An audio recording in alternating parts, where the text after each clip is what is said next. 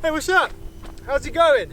It's Rob and welcome to Leeds Curious. So the other day I went to some wetland nature reserve and I was walking around this lake, and in front of me was a family and in front of them were a couple of geese. And the two parties, the geese and the family, had reached something of a standoff, and the geese were in full control. They were puffing their feathers out, they were hissing, and they pushed the family back.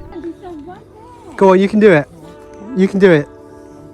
But eventually, after a little bit of courage and a bit of encouragement, the family made their way past unscathed. But seeing that encounter between people and nature led me to think, what if that was a wolf that crossed their path? How would the people have reacted? How would the wolf have acted? What's the likelihood of you crossing paths with a wolf in the wild? And if you did, would it bring you to harm?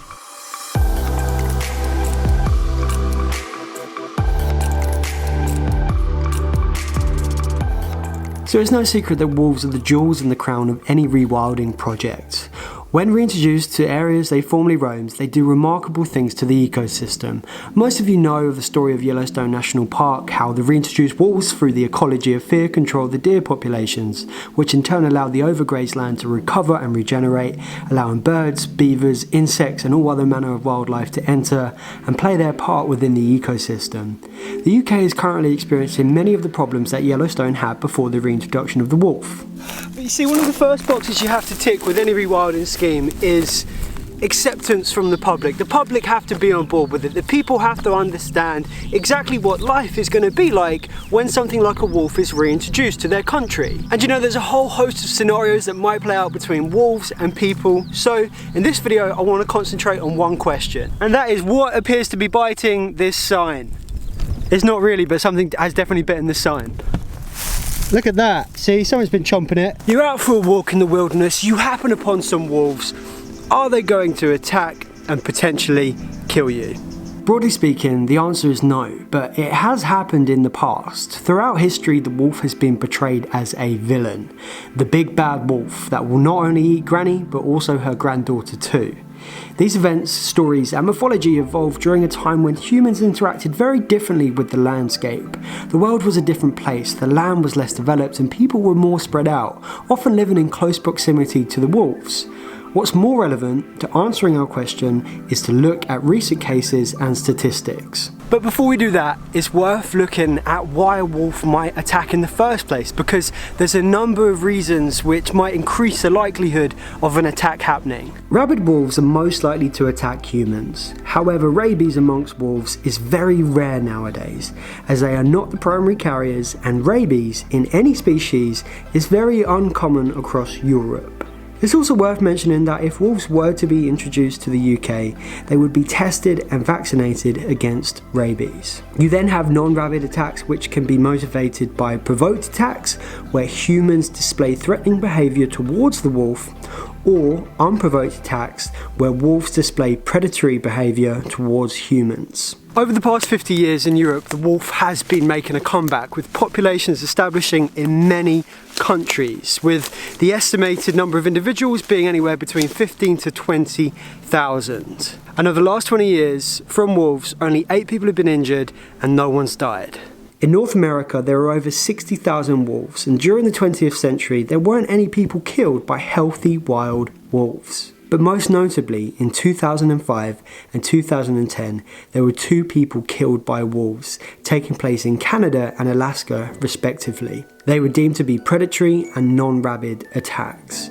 These fatal attacks were shocking, as attacks from wolves in these areas were deemed to be rare, making the deaths even more so. And the statistics show that wolf attacks are rare, with many people expressing your chances of even spotting one in the wild as low. 4 million people visit Yellowstone every year, and there's been no recorded deaths since wolves have been reintroduced. Where wolves are most abundant in Europe, you're more likely to be struck by lightning than you are be killed by a wolf. You're more likely to be badly injured by a domestic dog than you are by a wolf. So wolf attacks are rare, but they can happen. So the question becomes, why do they happen and how can we prevent it? A big part of this is the ecology of fear, in that the wolf needs to fear humans, as a wolf that fears a human is less likely to predate one. Naturally, a wolf is very cautious, and perhaps its history with humans has led to its fear of man, and rightly so. So maintaining this would be very important to ensure as few attacks as possible on people. But there is an intersection between species, whether if it's walkers or farmers, there is of course a greater chance of encounters and therefore potential attacks. So perhaps it would be beneficial to have a licensed ranger be on hand to monitor and control certain situations. Walkers should be informed when entering into areas where wolves are present and be made aware of what to do in different situations with wolves. Farmers managing livestock could use shepherd dogs to protect their animals, and in many countries compensation schemes have been set up for losses. Another element is ensuring there is enough suitable natural prey for wolves to predate, which, as you know, there is an abundance of deer in the UK. If you look at the UK and reintroductions of wolves to the UK, it's not going to be anywhere near our cities where there's a great density of people. It's going to be up in the Scottish Highlands where there's a lot of suitable habitat, there's a lot of suitable natural prey, and there's not a lot of people. There's a lot of information and current data on how humans, on how people are able to coexist with wolves. Like, it's already happening, and I think we should take that data to educate people and create systems that ensure that coexistence. Because reintroducing the wolf isn't just about pleasing animal lovers, it's not about ruining the livelihoods of farmers, it's not about making people feel like they can't go out for a walk in the countryside.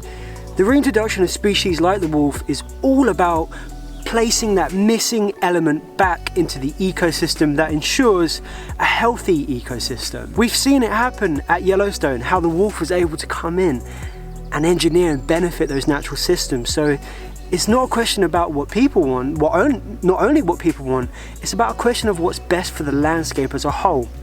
And yes, people need to be accounted for, and they will be, but here in the UK, this is a country of great privilege and great resource, so why don't we just use that? Like, let's not squander that, and let's put our heads together, let's look at what's going on in the world, and let's find a way that we can bring the wolf back in, coexist with it, and just make the country a far richer and just better place to live. So, will a wolf kill you in the wild? Probably not, no, but don't rule it out. Thanks for watching, live curious.